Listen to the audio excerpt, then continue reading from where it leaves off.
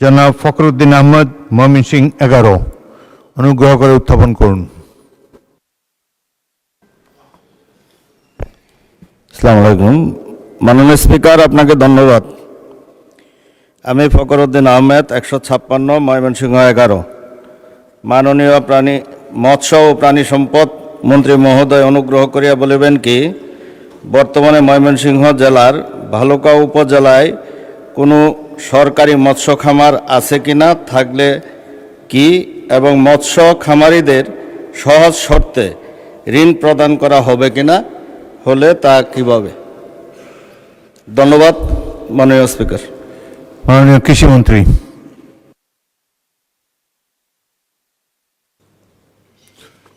ধন্যবাদ মাননীয় স্পিকার।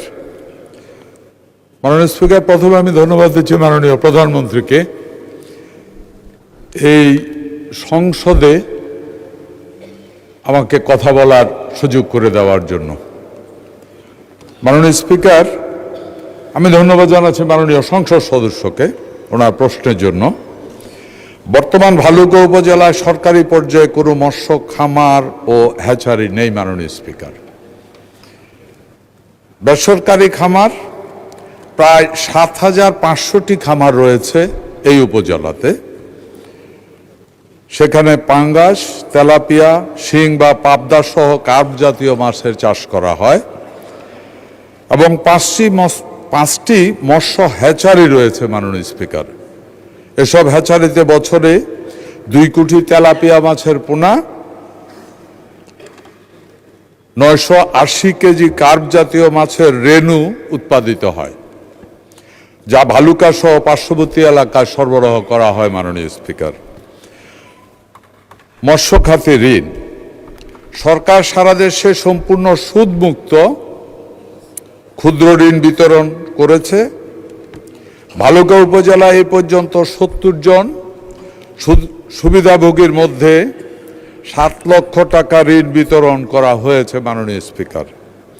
ভবিষ্যতে মৎস্য খামারিদের মধ্যে সহজ শর্তে ঋণ দানের কার্যক্রম জোরদার করার পরিকল্পনা এই সরকারের রয়েছে। ধন্যবাদ মাননীয় স্পিকার। ধন্যবাদ মাননীয় মন্ত্রী। জনাব ফখরুদ্দিন আহমদ, ময়মনসিংহ 11, একটি সম্পূরক প্রশ্ন করতে পারেন।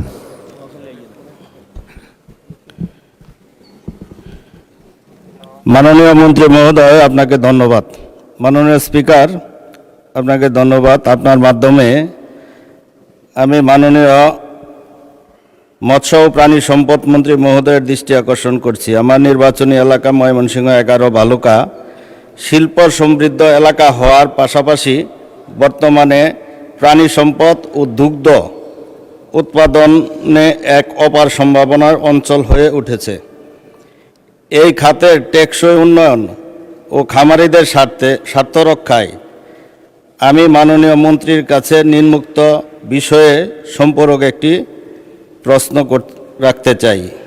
ভালুকার খামারিদের আধুনিক প্রশিক্ষণের জন্য একটি জাতীয় খামারি প্রশিক্ষণ ইনস্টিটিউট এবং গুণগত মান নিশ্চিতকরণে একটি রপ্তানিমুখী সরকারি মাংস ও দুগ্ধ প্রক্রিয়াজাতকরণ প্লান্ট স্থাপনের কোনো পরিকল্পনা সরকারের আছে কিনা? ধন্যবাদ মাননীয় স্পিকার।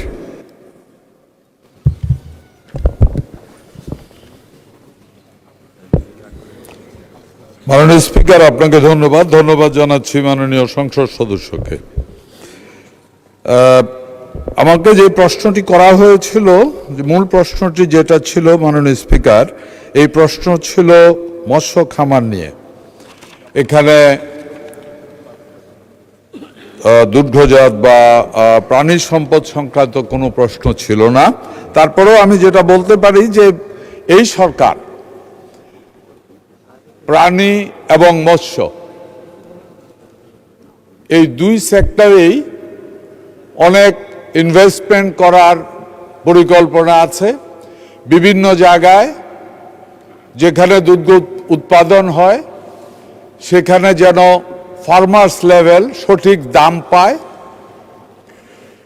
এ কারণে বিভিন্ন ধরনের ব্যবস্থা গ্রহণ করা হচ্ছে। যেমন ওই এলাকাতে মার্কেট তৈরি, দুধের মার্কেট তৈরি, অথবা বিভিন্ন সমবায় সমিতি তৈরির মাধ্যমে খামারিরা যেন সঠিক মূল্য পায় এ ধরনের ব্যবস্থা করা হয়েছে।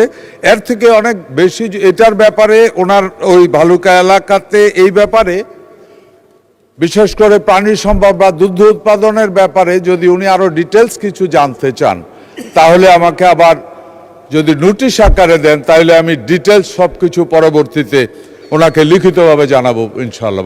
মাননীয় স্পিকার, ধন্যবাদ আপনাকে।